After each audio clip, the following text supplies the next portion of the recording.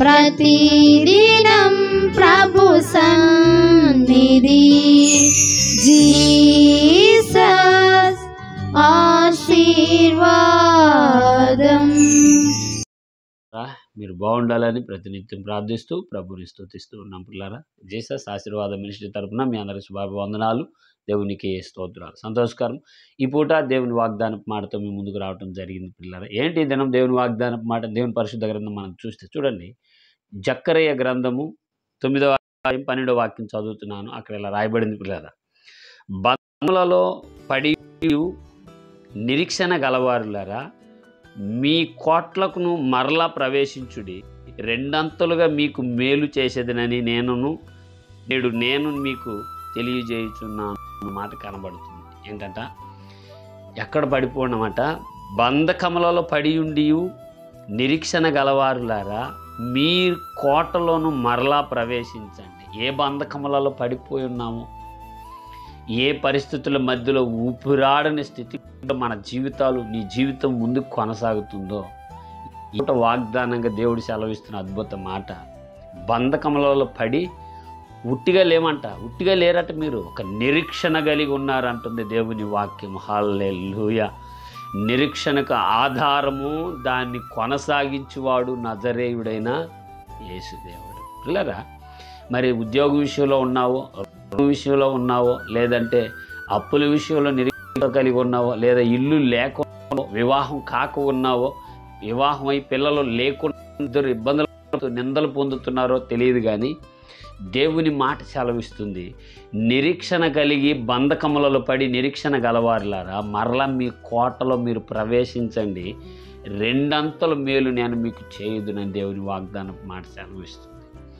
కోల్పోయిన దానికంటే రెండంతలు, అంటే బైబిల్లో ఎక్కువ శాతం రెండంతలే అని కనబడుతుంది. ఏమనంటే, యోబు గారికి మొదటి దానికంటే రెట్టింపు కృప దేవుడిచ్చాడు. అబ్రహామును రెండంతలుగా దేవుడు ఆశీర్వదించును. ఇస్సాకు ఫలము రెండంతలుగా ఫలం పండిను. యాకోబు సంతానాన్ని దేవుడు బహువిస్తారముగా ఆశీర్వదించును. మీరు గమనించాలి, ఇట్లాగే యాకోబుకి 2 పేర్లు పెట్టినట్లుగా, ఏది యాకోబు అని ఇశ్రాయేలు అన్నట్లుగా, చాలా విషయాల్లో రెండంతలు శిక్ష కూడా రెండంతల దండన అని రాయబడి ఉంటుంది. రక్షించే విషయంలో కూడా దేవుడు 2 మారులుగా, అంటే 2 సార్లే కాదు, 2 పర్యాయాలు ఆయన కృప నిన్ను కాపాడుతూ ఉంటుంది అన్నది అద్భుత మాట. మరి ఏ బంధకముల చేత పట్టబడ్డావో, ఏ పరిస్థితుల మధ్యలో నీ ఆధ్యాత్మికమైన జీవితం కొనసాగుతుందో, ఈ పూట దేవుని వాగ్దానం వింటున్న ప్రియ సహోదరి సహోదరులారా, బంధకములలో ఉండి నిరీక్షణ కలిగి ఉన్నారు కనుక మరల తిరిగి యేసయ్య పాదాలు పట్టుకోండి. ఆయనే మీకు దుర్గము, ఆయనే మీకు రక్షకుడు, ఆయనే ఆశ్రయ దప్పిక తీర్చు జీవజలపు ఓట. హల్లెలూయా. అందుకే దేవుని మాట అక్కడ రాయబడింది. చూడండి ఏమంటుందో, బంధకములలో పడి ఉండి వారులారా, నిరీక్షణ గలవారులారా, మీరు మరలా మీ కోటలో మరలా ప్రవేశించుడి, రెండంతులుగా మీకు మేలు చేసేదని నేడు నేను మీకు తెలియజేయుచున్నాను. చేయనీయండి, ప్రభు చేస్తారు. కాస్త ఓపిక పట్టండి, ఓపికలో నిరీక్షణ ఉంచండి. నిరీక్షణకు తగిన ఆశీర్వాదం యేసు నామములో నువ్వు పొందుదువుగాక. దేవునికి ఉన్నతమైన మాట. మరి మాటలు వింటూ తడబడిన మోకాళ్ళు బలపరుచుకొని, బెదిరిన హృదయాన్ని దృఢపరుచుకొని దేవుని వైపు చూద్దాం, నిరీక్షణకు ఆధారముగా నిలబడదాం. నిత్యమైన కృపతో ప్రభు మిమ్మల్ని నింపి బలపరిచి మాధుర్లుగా జీవింపచేయునుగాక. ఆమేన్. ప్రార్థన. పరిశుద్ధుడు అయిన మా తండ్రి, మీకు వందనాలు.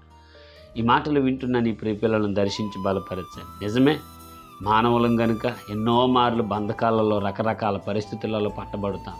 తండ్రి, కరుణించి సియోనుపు హస్తము చాపి, నీ దక్షిణ హస్తము సియోనులో నుంచి చాపి నీ పిల్లలను ఆదరించి రక్షించి కాపాడమని, బంధకపు కట్ల నుంచి తెంపి విడిపించి మీరు మహిమ పొందమని పునరుద్ధానుడైన యేసు నామములో ప్రార్థన చేయుచున్నాను తండ్రి.